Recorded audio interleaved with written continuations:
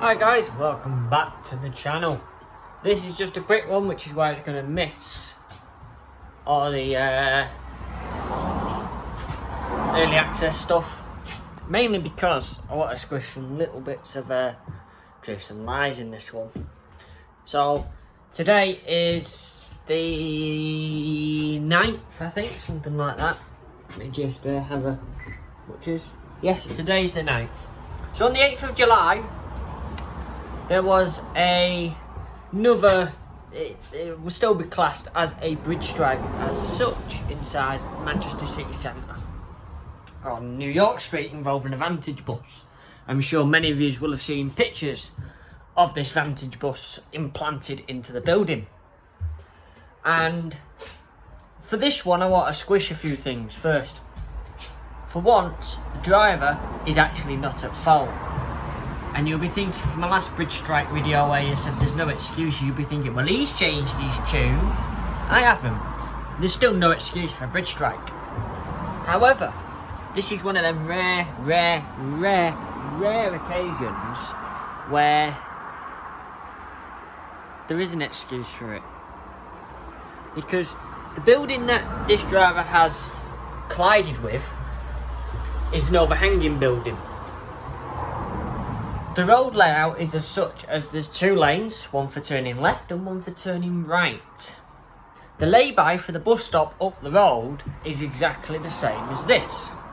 So I can't speculate what the driver was doing, being in that bus, that lay-by, or trying to get into that lay-by. But more than likely, he was empty, running early, couldn't wait his time at the first bus stop, so thought, there's a lay-by, it's the same as the one, I'll pull in. Now, that's a simple explanation. That might be the case. We don't know on that one. But what is safe to say is he hit the building. Now, why is there an excuse for this one? Right. Well, the building overhangs a lay-by which is not marked as a loading bay. So technically we can park there, it's a lay-by. And with Manchester closing down half the streets that we sit and do layover on, it's a bit difficult, and he's on diversion. So it overhangs what is then classed as the public highway.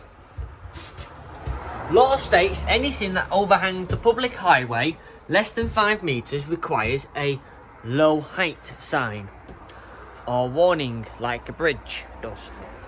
And this is very true, because just down the road, I think it's on Back George Street, so George's back alley, there is an overhanging building on that street, and that street has on it overhanging building, max height 4.4 metres or something like that it is.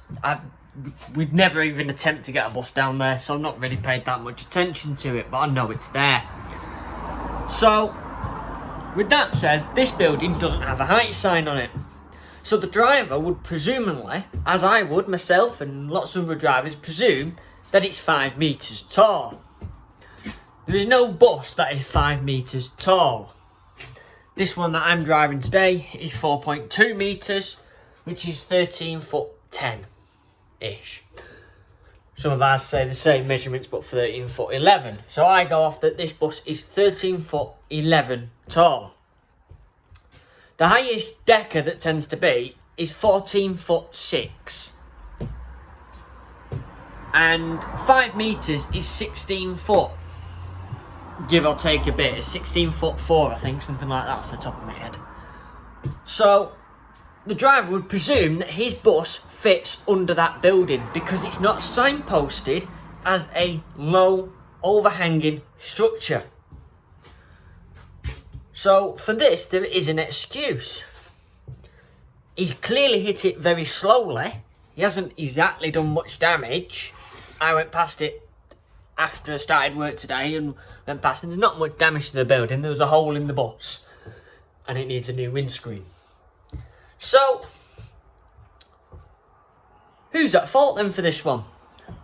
Well, this is now where there'll be an argument. Because first, we'll have to try and claim on an insurance the driver will still get pulled in front of the traffic commissioner to explain his actions. But as soon as the driver will go, well, there's no sign that says it's a low overhanging building, he'll be cleared because there is no signage. So thus, he doesn't know or she doesn't know that that is a low building. So now who did first claim off? Technically speaking, it's the council who laid the road because they are responsible for roads and signage in Manchester. The Highways Agency is only responsible for major roads. The local council are the ones that fill in your potholes. They're responsible for your local roads. So they can claim off them. But then the council will start an argument with the people who built the building. Because it should have been in the building regs that loading bay, or that lay-by, which is a loading bay, you see trucks under there, is low and should have been signposted. But it isn't.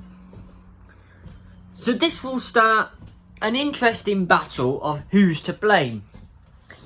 But as I say, on this occasion, there's one thing that is very sure. The driver isn't. Even if the driver purposely steered to go under there, he's not at fault because it's not signposted.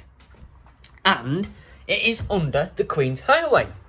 If you look on Google Maps and even in the pictures that got posted, the yellow lines for the road go around the lay-by, therefore joining it onto the public highway.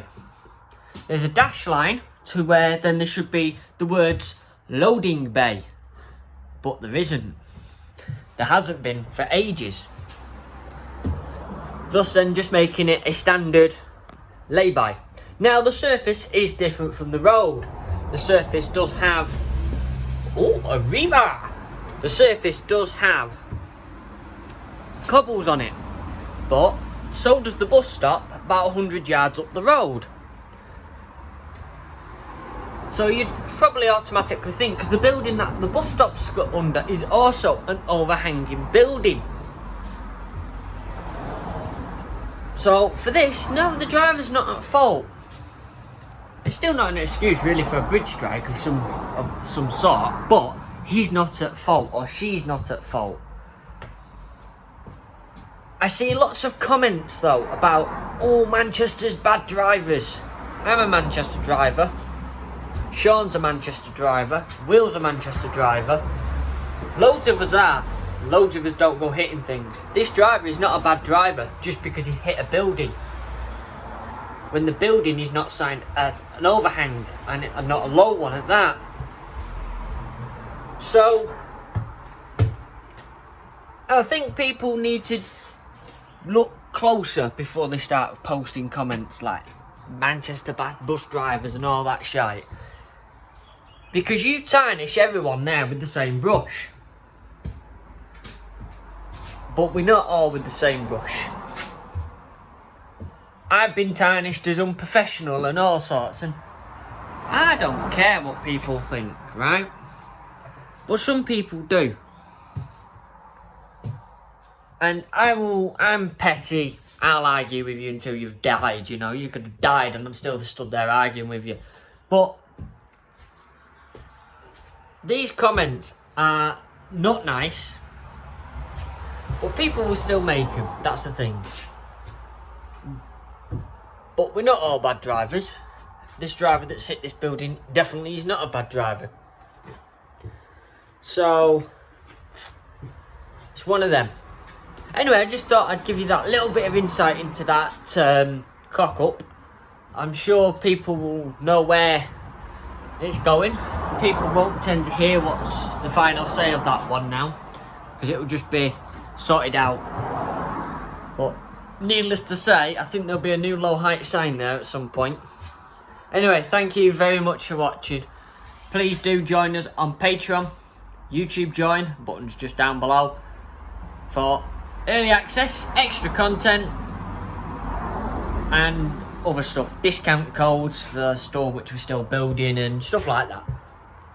Link to the Discord server as well down below, where you can share your thoughts, but obviously be kind on there.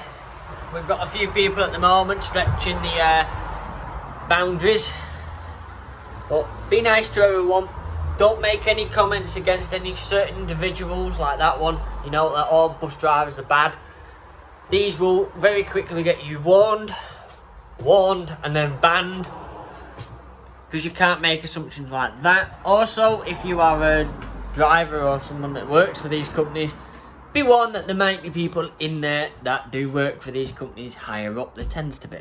That's how they catch you out. So, thank you very much for watching. Please do like, comment and subscribe to me if you want to hear more. Thank you very much.